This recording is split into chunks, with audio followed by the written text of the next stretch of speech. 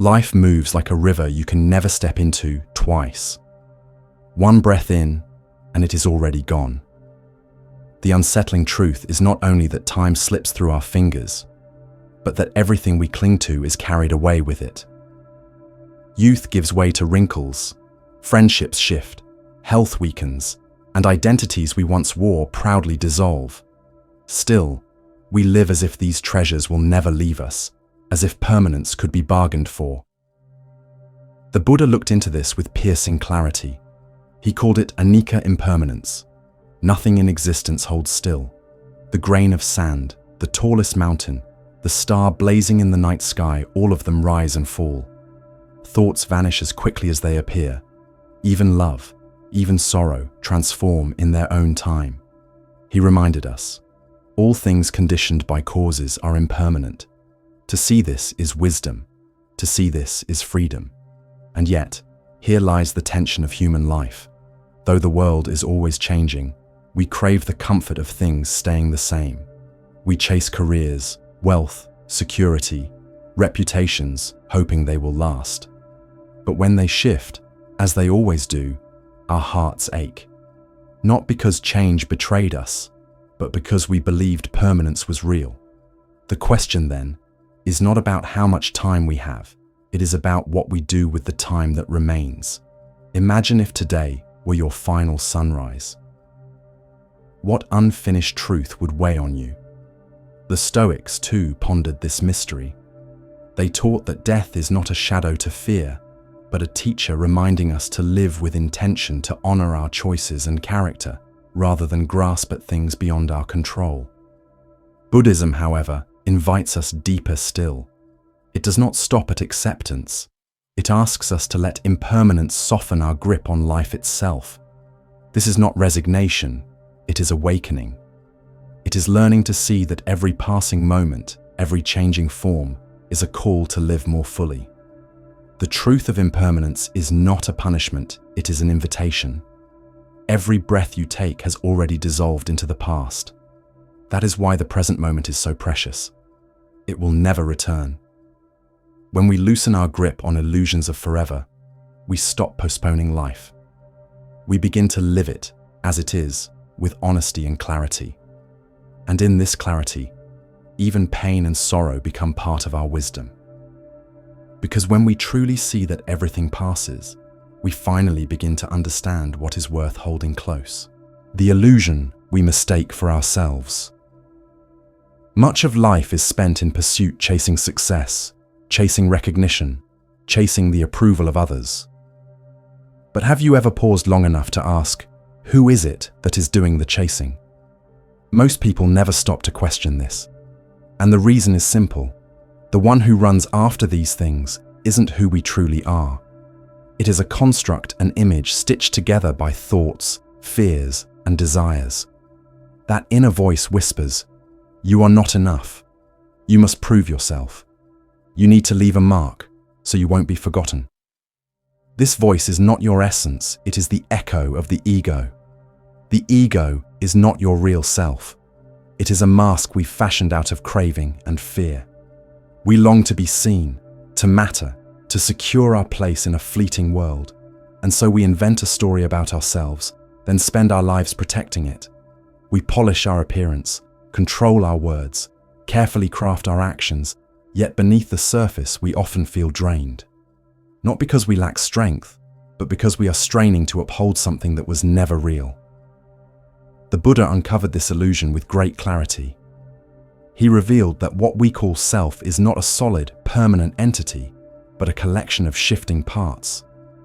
These are the 5 aggregates: form, feeling, perception, mental formations, and consciousness.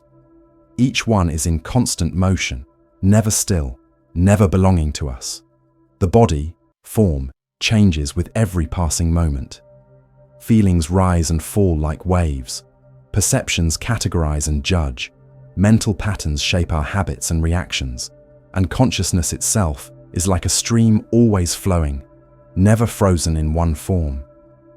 In his words, form is impermanent, feeling is impermanent, perception is impermanent, mental formations are impermanent, consciousness is impermanent, and whatever is impermanent is suffering. To cling to these shifting elements as me or mine is to live in tension with the truth of change. But to see them as they are temporary, fluid, empty of owner, is the beginning of freedom. What is not self cannot be claimed as me. The Buddha once declared, "Whatever is suffering is not self. Whatever is not self cannot be called mine. I am not that. That is not who I am." These words pierce through the illusion we cling to. What we call ego is nothing more than a collection of shifting parts, fragile, impermanent, without a stable core. It is not a soul, not an eternal essence. It is a process, a stream of habits, thoughts, and reactions woven together by craving and fear. Like everything else, it arises, changes, and dissolves. Modern psychology, too, has brushed against this truth. Thinkers like Carl Jung, though using a different vocabulary, observed that the identity we guard so fiercely is but a fragment of who we are. The self we perform for the world is a kind of mask, crafted out of memory, expectation, and emotion. Beneath it lingers two powerful forces: the fear of being nothing and the desperate need to be something. This is the ego's restless struggle to prove its reality, even though, at its heart, it is empty. When this truth is not just heard, but felt directly in experience, everything shifts. The exhausting project of defending the story of me begins to fade. The need to prove, to win, to be seen loses its grip. For the first time, you can set down the burden you've carried for so long. You can breathe freely. You can rest. Because the one who was struggling so hard to be somebody was never you to begin with. Letting go is not losing. It is liberation. We are taught to believe that loss is always painful.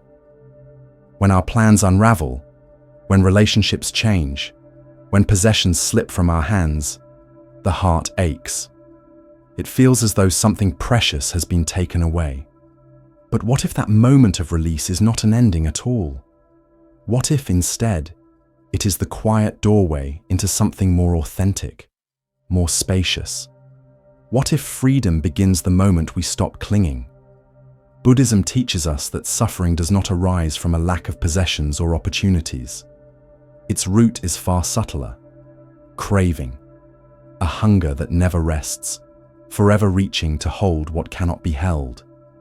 The Buddha did not promise an end to pain by gaining more or by reshaping the outer world. He pointed instead to the source within us. It is craving that gives birth to suffering. This thirst, tanha, is deeper than ordinary desires. It is the yearning to secure existence, to defend an identity, and even at times, the hidden urge to escape life when it feels too heavy. We grasp at experiences, people, roles, even our own bodies, declaring, "This is mine, this is me." But the truth reveals itself again and again. Nothing stays, and nothing was ever truly ours. The Buddha also reminded us not to obtain what one desires is suffering. The act of wanting already carries within it the seed of pain. We often think our sorrow comes from not having, but in reality, much of it arises simply because we wanted in the first place. When this is seen clearly, the foundation of craving begins to tremble. Even in the West, philosophers wrestled with these questions. The skeptics doubted our ability to truly know or control reality, often falling into uncertainty. The Buddha, however, offered not doubt but direction, a path of release. Meanwhile, hedonists sought peace through pleasure, only to find themselves endlessly chasing. Buddhism turns this pursuit upside down. Real peace is not found in feeding the self, but in realizing the self we cling to is not as solid as we imagined. To let go is not passive. It is not indifference. It is wisdom in action. It is the clarity of seeing that everything changes, everything shifts, and nothing can be owned. When our grip loosens, something extraordinary happens. We do not collapse into emptiness, but expand into spaciousness. And within that space, calm arises. compassion flourishes, understanding deepens. Letting go, then, is not an escape from life. It is not cold detachment. It is a transformation, from grasping to clarity, from chasing to resting in truth. And this gentle shift is where genuine freedom begins, walking the path of liberation. When our grip on life loosens, a subtle transformation begins. We no longer exhaust ourselves trying to prove our worth. We no longer shape our choices around fear or the defense of an identity. Life starts to feel more natural, more effortless, like water running downhill. The stream does not struggle, yet its steady flow can carve through even the hardest stone. This ease is not weakness, nor is it laziness. It is strength without tension, clarity without force. The Buddha called this way of living the Noble Eightfold Path. It is not a dogma to believe in, but a way to embody freedom in everyday life. It is less about following rules and more about walking with awareness, step by step, moment by moment. The path is described in 8 dimensions, each one supporting the others like spokes of a wheel. Right view, right intention, right speech, right action, right livelihood, right effort, right mindfulness, and right concentration. They are not isolated tasks, but living principles that strengthen one another. As vision clarifies, intention becomes pure. As speech becomes truthful, action follows with integrity. As mindfulness deepens, concentration grows steady. At the heart of it all is right view, seeing reality as it is, not as we wish it to be. It is the recognition of impermanence, of suffering, and of the freedom that arises when we no longer cling. From this clear seeing, the rest of the path unfolds naturally, guiding us not away from life, but deeper into it. Living the path, not just knowing it. Walking the Buddha's path is not about agreeing with philosophy or memorizing lists. It is about seeing reality as it truly is: impermanence, suffering, and the absence of a fixed self. These truths are not ideas to believe in, but experiences to recognize. We begin by listening and reflecting, and then by asking ourselves with honesty, do I see this in my own life?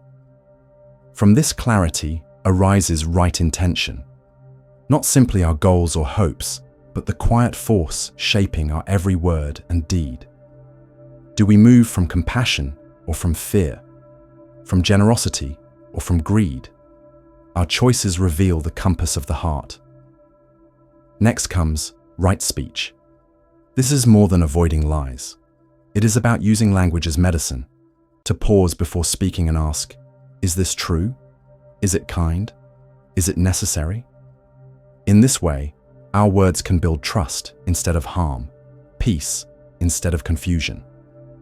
Right action follows naturally, the body expressing the state of the heart. We refrain from harming, from taking what is not given, from misusing intimacy, not out of guilt, but because we see how these actions cloud the mind with regret. Wise action plants the seeds of a lighter, clearer life. With right livelihood, awareness enters the way we work. It is not only about avoiding trades that exploit or harm, but also about asking, does my livelihood lessen suffering or add to it? Does it align with what matters most? This is not about perfection, but about shaping a life that reflects our values, step by step. Then there is right effort, the steady discipline of tending the mind. Not all striving leads to freedom. This effort is the gentle guarding of the heart, noticing unwholesome states before they grow, nurturing patience, compassion, and honesty until they become natural. It is like feeding a fire. Too little fuel, and it dies. Too much, and it burns wild. The right effort keeps the flame steady. At the center is right mindfulness. To return, again and again, to this breath, this step, this moment. Whether we are meditating, walking, or washing dishes, mindfulness is remembering to simply be here, watching thoughts, sensations, emotions, not to judge them, but to witness them with clarity. This awareness is the soil in which wisdom grows. And then comes right concentration, the deepening of presence into stillness, training the mind to rest steadily on one point until it becomes calm, collected, and clear. This is not escape, nor dullness.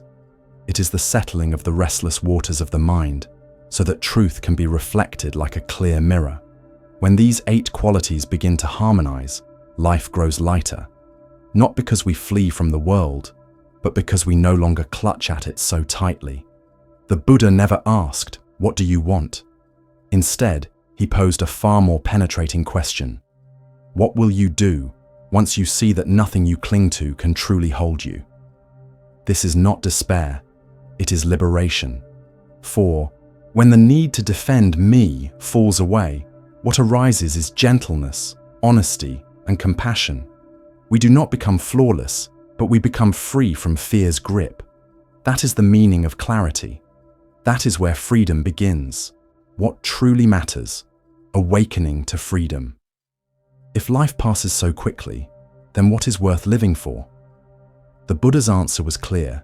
It is not wealth, not reputation, not even the fragile pursuit of happiness. What matters most is freedom. Freedom from the cycles of suffering. This is not poetry, nor a distant dream. It is a living reality the Buddha called Nibbāna, a peace untouched by birth and death, by gain and loss, by time itself. Nibbāna is not a place waiting after death. It is not a prize, nor an imagined heaven. It is a state of mind, available here and now, when the flames of greed, hatred, and delusion are extinguished. These 3 fires are not just feelings. They are the fuel of suffering itself. Greed keeps us running after shadows. Hatred hardens our hearts. Delusion blinds us into clinging to what cannot last. When these fires go out, something profound appears, a still, spacious mind, not numb, but open, radiant, and free. To approach this freedom, 2 wings are needed, wisdom and compassion. Wisdom is not mere knowledge, but the lived understanding of the 4 noble truths, seeing directly how craving breeds suffering, and how all things are impermanent and without a fixed self. Compassion is the boundless wish for all beings to be free, even those hardest to love. Alone, wisdom can become cold. Alone, compassion can become blind. But together, they balance one another. Clarity with warmth, truth with tenderness. Even death itself in the Buddha's teaching is a companion on the path. He urged his disciples to reflect on mortality often, not to instill fear, but to awaken urgency. You may die in the time it takes to breathe in and out. To remember this is not to despair, but to stop wasting what is precious, to stop clinging to what will slip away, and instead to live awake, here and now. Other philosophies, like existentialism, also speak of freedom. Yet often they leave us with the heavy burden of inventing meaning in a world that feels empty. Buddhism points in a different direction, not toward inventing meaning, but toward transcending the very need for it. When suffering ends, when clinging dissolves, life is no longer measured by meaning or meaninglessness. It simply is, and in that simplicity, there is freedom. Life is short, yes, but short does not mean small. A single breath is enough to wake up. A single moment is enough to practice. A single day is enough to live wisely. Each breath, each step, each heartbeat can become a doorway into kindness and clarity. So, live carefully, live deeply, watch your mind, open your heart, release what you cannot hold. And remember this, the purpose of life is not to live forever. It is to live awake, to live wisely, to live free, starting now. You've made it to the end of this reflection. That already says something about you, that you're not just living on the surface of life, but that you're willing to look deeper. And that is rare. If these teachings touch something in you, I invite you to stay connected. Subscribe, so each week you can return here to a space of stillness and wisdom. Leave a comment below with one truth you're taking away today. It could be a single word or a simple phrase to remind yourself what truly matters. And if you know someone who is struggling, someone lost in the noise, someone weighed down by clinging, share this with them. Sometimes a single teaching can open a door. Until next time, remember, life is short, but that doesn't mean it is small. Live wisely, live fully, live free.